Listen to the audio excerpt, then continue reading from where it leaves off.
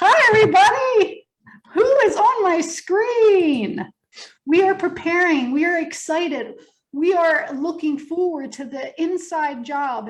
And this screen makes me smile ear to ear. We have Till, we have Cal, we have Benny, Vaughn, and we have Eric Brown and the Rebels helping me host. I mean, do you see? This is amazing.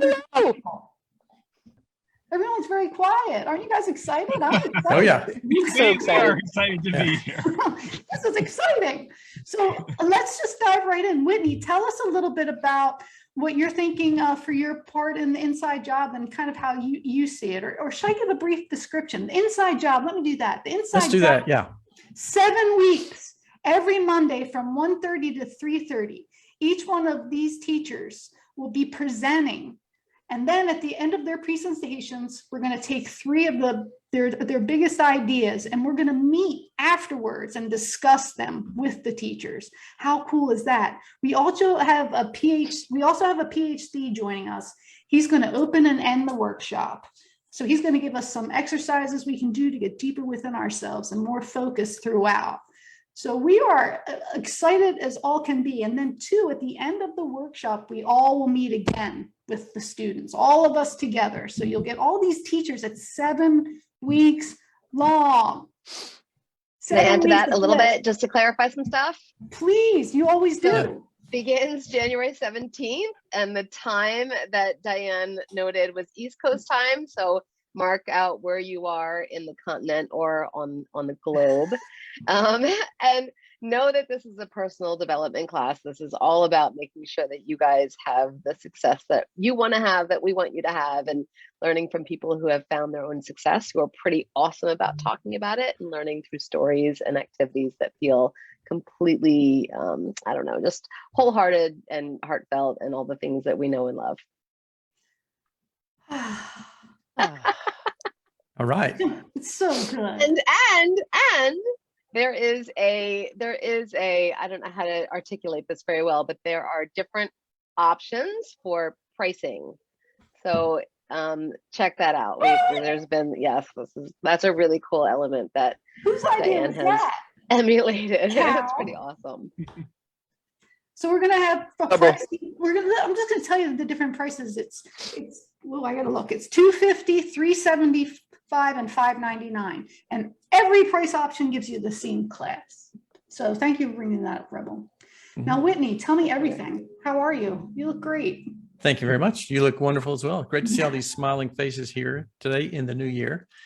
So I want to say, first of all, thank you so much for inviting me to be a part of this.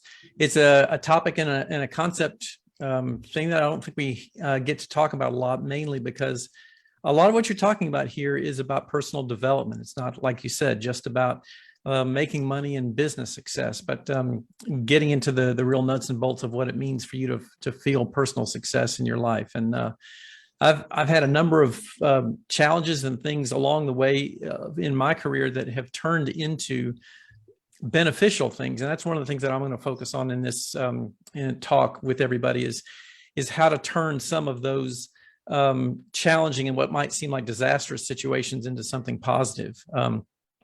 You know, I was just thinking about this in terms of some anecdotes and things like that. I don't talk about this very much, and it's kind of bypassed my memory a lot, but I got fired from my first job in massage therapy, believe it or not. It was actually not fired, it was more let go because of mismanagement from a chiropractic office that I was working for. But that turned into actually opportunities for some other things that really set me in another direction, going in some other places. And that kind of thing happened to me a number of other times. And I'm going to talk about a few of those other instances. But what I really want to talk about is turning adversity or what might seem like challenging situations into something really positive and making them really go. So that's what I'm looking forward to sharing with everybody. I love it. Mm-hmm. And oftentimes I will refer to Till as the silence between the notes. So Till, tell us a little bit about what you Miles Davis famously said that was what made him a great trumpet player, was the space between the notes. And that's Till there. So tell us, what might you be thinking about for the inside job? Do I have to take myself off mute to do that? You already are. It's now the On space silence, between the other just silence. presenters. That's right. We'd like you to mime your answer, please. That's it. It's dear Whitney, I love your story, and it's just making me think about how this is such a personal profession. This thing we do depends so much on who we are, and we all do it because we love it, because we want to bring who we are into the work, into the relationship. You know, if it's just about money, we'd be doing something else. You know, that's the main motivator. But we're doing it because we love the work and we love bringing what it brings to us personally. And then our clients love us because of who we are, because of what we bring to it personally as well. So the paradox is there's not a ABC course in being who you are and how to be the person who's gonna, you know, really have that work for you and work for your clients. But that's a worthy endeavor. How do I really bring who I am to my work in a way that makes it even better, makes it what I do even better, and makes the experience even better for both of us? And I think Whitney, you set the tone there, as you know, the ways that our struggles are as much a part of it as our successes. The name of the class is Success is an Inside Job, but it's really all of who we are. And all that said, the thing I'm looking to bring to the conversation are really practical things. I mean, that's the way I've kind of honed the offering in my teaching arena, is really practical things to offer. So I'm going to keep that going and look for really practical things to do toward this really big picture question of how do I bring myself to my work in a way that makes it even better. I have Excellent. to say, Yeah. go ahead, Whitney. Will you say something? I apologize. And no, just I was saying that sounds excellent. I'm looking forward to attending that. I feel like, I don't know, too. I feel like I'm going to explode out of my skin with excitement. I really do. Because I'm sitting here with all of you and then I'm hearing what you're going to talk about. Like, I'm sweating a little. I don't know how anyone would want to miss this. I can't, I'm counting the days. So Benny Vaughn. Hey, Benny. What's going on? I'm so excited to have you with me. Hello, Texas. Hello, Hey. everyone. What's going on? Can you tell us a Well, little bit? Yeah. So first, I'll echo Whitney and Till. This is great that you're facilitating this sort of action. The piece for me, as we begin 2022, I've made a shift in what I am doing to serve the massage therapy community that I've been a part of for 46 years, and to serve the community of humans, or, luminous light beings having a human experience. With the current situation of fact that there is a pandemic that exists, my observation has been that massage therapists, body workers, people who use touch as their vehicle for change it's become more apparent of the critical role that we who do massage and body work play in a civilization, in a society. And that touch is what keeps people connected with their human experience. The personal success of those who use touch to help and serve others is as important a part of the therapeutic intervention as the actual techniques. So if the massage therapist, the body worker, the person who is doing the work through touch is having a wonderful, expansive, personal growth experience, it is transferred during that therapeutic intervention. So my focus is working with those who use touch to help others find balance in their lives to ensure that they are achieving their personal best. I've always said that education nourishes the soul, and your potential should be nourished, and it can be nourished by education. And it's education about ways to see the world around you. And so all of us who will be involved in sharing with the audience what you can do to achieve and continue expansive thinking for that personal growth will actually give you more potential, more power for executing change with your clients.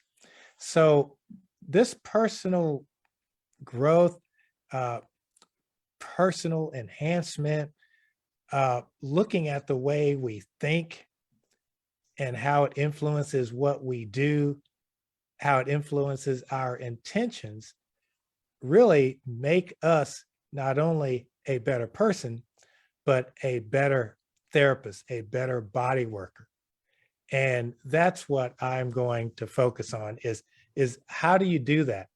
So I'm at my clinic right now. I just finished a massage session as I rushed over to my office to get on line and discovered that I was not online and had to reboot and all this and that. But in any event, is that, you know, this is what I do every day and have for 46 years. And I want to share with everyone in the audience, here are the things that I do. And I, like Whitney was describing, it has never started out exactly right from the beginning. And so just remember that failures are feedback. And I'm not the first to say that. There have been many throughout history who have said that in different ways, that, you know, failure is just feedback, that, oh, that may not be the best way to do. And we have done that with our body work. We have done that with our hands-on therapy. You know, we have figured out like, oh, wow, this is a better way to do this. So education nourishes the soul, and everyone out there can nourish their potential. That's what I'm going to talk about. Anyball! So let's keep circling around. Let's keep circling around. Who should we pick next, Rebel? How about we pick Gal? Hilarious. They can talk at the same time. Talk at the same time. Ready? Go. I'm just kidding. Oh, did you both pick a different person? Cal, We could Cal, virtually did. arm wrestle. Cal, what's up, Cal? Everybody. Yeah, I'm glad that I'm at the right party, because sometimes, well, I'm always at the right party, but sometimes I'm not the guest people were expecting. But it sounds like we're doing the same thing here. I'm all about liberation, and I feel like I love that this is not about success as spreadsheets. And, you know, for all intents and purposes, there's no reason I should be successful. I can't tell you what I'm going to be doing in 5 years. Never have been able to. Don't ever want to be able to. And I don't think that's key to success. You know, I found my way through various things. I wound up in massage school completely by accident. Wound up working with people who were dying, realized that a huge barrier to my own authenticity and joy was the fact that I was going to die, and like sort of running from that. And so really helping people embrace that, and just to like be with what's true. And even words like failure, like, you know, I can't remember who it was, but there's a famous writer who has notoriously been married multiple times. And I remember reading an interview with her years ago, and the interviewer said, "So you've had 4 failed marriages?" And she said, "No, I've just had 4 marriages that ended." And I love that, because it's, you know, like, it didn't fail. It just didn't do what people think it's going to do. And I think that is so often, it's not, you know, I think there's a fine line between the fake it till you make it reframe that is like ignoring what's in front of you, and the like, this isn't what I expected, but what's right about this and what's surprising and interesting. And if I don't run from the discomfort of this not working out the way I imagined, what's here? And I feel like that's so much of what we get to do hanging out with dying people. And, you know, I mean, I sort of feel like I got put on the planet in this weird sort of ladyboy existence, just specifically to explore, like, these rules are all made up. And if these are made up, then we can make up better ones. And so I think for me, that's, if I consider myself successful, it's in my personal relationships and in my willingness to collaborate, and not even willingness, like excitement, and like going, okay, here's the thing I'm good at, and here's the thing I'm really not good at, but together we can be good at this thing. And it doesn't matter if at the end of the day I'm the one that people are like, you know, Cal Cates did that. It's like this thing now exists that is making lives better or making more community. And I feel like there is something to that idea that if you follow your heart, the quote, money will follow, or the rewards will follow. You know, it may not be that the money follows in the way that you hope it might, but you wake up every day knowing why you're awake and what it is that you're here to do. And I feel like if you can do that, especially in these times, and I bet 20 years ago, 40 years ago, people living then would have been like, whoa, these times are crap. You got to really show up to yourself. I think everybody thinks they've got it challenging, but I think that there is a possibility for increased awareness and awakening right now. And so much of what stands between us and living authentically and really being alive is us. So, you know, you can't follow your heart if you've never seen it.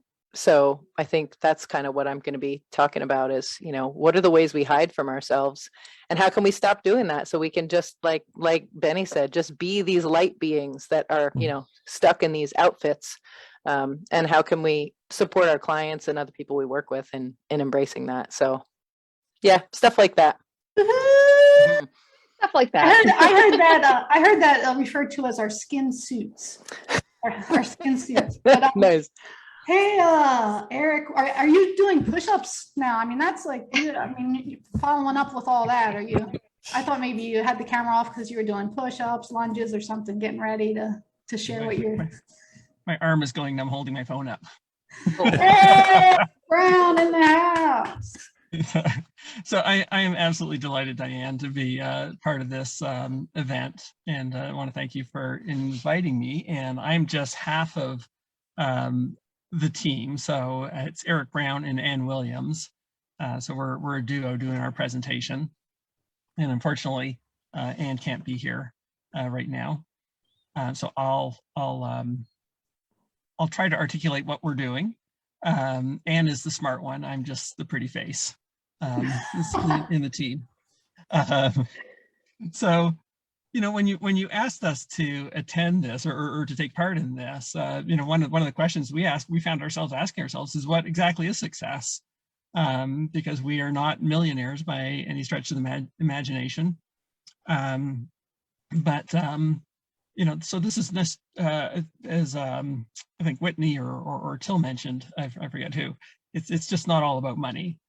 You know, we are driven by other wants, needs, missions, and for me personally, that's through the years has always been making touch a positive social value. And you know, my vehicle for doing that is massage, which offers safe, structured massage or safe, structured touch for people that live in largely a society that is not very touch friendly. And touch is so important for all aspects of our being, from you know, psychological, physical, social well-being. So that's really what's driven me. And so from a success standpoint, you know, I think I've really helped move the needle. And I'm thankful, you know, that I've been in the position I am, that I've been able to do that, both myself and through helping others, facilitating other massage therapists to do that through all kinds of educational resources and business advice. Now we're not, Ann and I are not doing a business presentation per se. You know, there's lots of techniques that you can use, but you know, when you really think about it, it's really who we are that really is going to drive your success. It's going to be you as a person and not necessarily the techniques or strategies that you use. Now, Anne is a theater major. She likes a little bit of drama. So what we decided to do in terms of our presentation is to look at basically the tarot of success. What we've looked at is Carl Jung's 12 archetypes. And archetypes are basically characteristics that an individual has that are sort of characterized. And some of these are the creator, the magician, the innocent, the caregiver, the lover. These are some of the archetypes we're going to look at. And we're going to look at how these can either help or hinder us. We're going to look at a light side and a shadow side of each of these archetypes and share our experiences, what archetypes most strongly define us and how that has impacted our business as well, or our success. Anne always puts on a show. She's in the process of creating a fantastic PowerPoint presentation to go along with this. The attendees will have a really nice handout that they can refer to so they can help self-identify what archetype they are and how that might inform the decisions they make in their business or in their lives even. So that's a quick summary of what we have planned. This is like, for me, this is like a dream because again, it's just so many different personality types and the gentle whisper behind everyone seems to be pretty similar on the success view. If anyone wants to elaborate on that too, feel free to do so. But what a beautiful, beautiful, beautiful event. I just want to say how thankful I am to all of you for the years of effort that you've put in to be able to help with this event. Rebel, do you have anything to say about success? I know you're not presenting, but we could look at some of your stuff and see that you're having a good time in the community too. I do. I mean, really quickly, I think I want to mention that as somebody who has suffered from depression, there's this feeling when depression hits that you kind of can't see anything else, and then when you get out of it, then you're kind of like, oh, I forgot that I can be all these other things in the world and active and happy and healthy, and I think the hardest part is to get yourself out of that mindset of being convinced that you can't have success or you can't have the life that you want. And I know it so well. I just was in it for so long, and I think that for anybody out there who has any self-doubt, which is like completely 1,000,000% normal and human, it's something that we all struggle with. And to hear these people say, yes, I've had failures is just one of those like reassuring moments that reminds me that I'm okay being human and I love being a part of this. And I just feel like, if you're on the fence and you're not sure about whether to sign up, I can't stress enough how amazing this is going to be. I feel like these people are all really wise and I'm super excited. And I want to add, Whitney actually reached out to me recently and reminded me of, what was the quote from Mark Twain, Whitney, that you said? It's like, don't let your education. Don't let school get in the way of your education. Don't let school get in the way of your education. And it's like little things like that I kind of know in the back of my head, but then it comes back. And I was so thankful that Whitney was like, just remember this. And I was like, oh yeah. So little things like that. I mean, I think there's lots of things that we get overwhelmed with all the techniques and the anatomy and all the stuff, but don't let that get in the way of your education of who you are and how you can grow and learn and be. I mean, basically, I think everyone kind of has said it's an inside job. So we're really excited. We're really excited to share our ideas with you.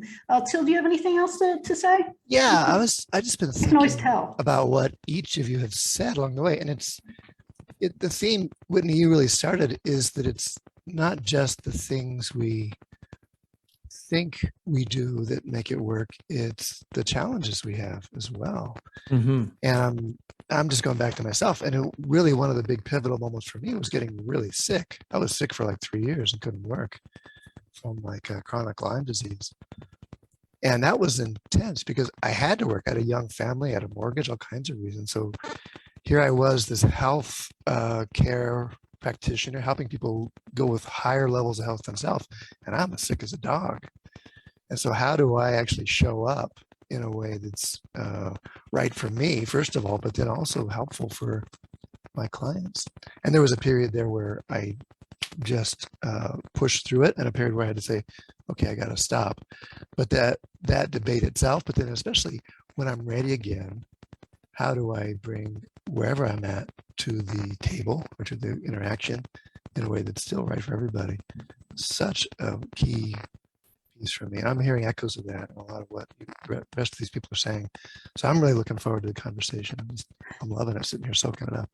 You know, one of the things that I just heard recently was I heard someone say that you can have an awakening, Yeah. or you can have an experience. And experiences will just keep happening over and over and over again until you have the awakening. So one of the things that I've been thinking about is everything's here to teach me. And if I could see it as that, my days would be just a little more blissful, sometimes painful, but you know, there's a lot to learn every day. So I think that's about it. Does anybody else have anything to say before we wrap up? Yes, I just want to say to, you know, our colleagues who are watching this live on Facebook or watching a recording of this, is to remind you that,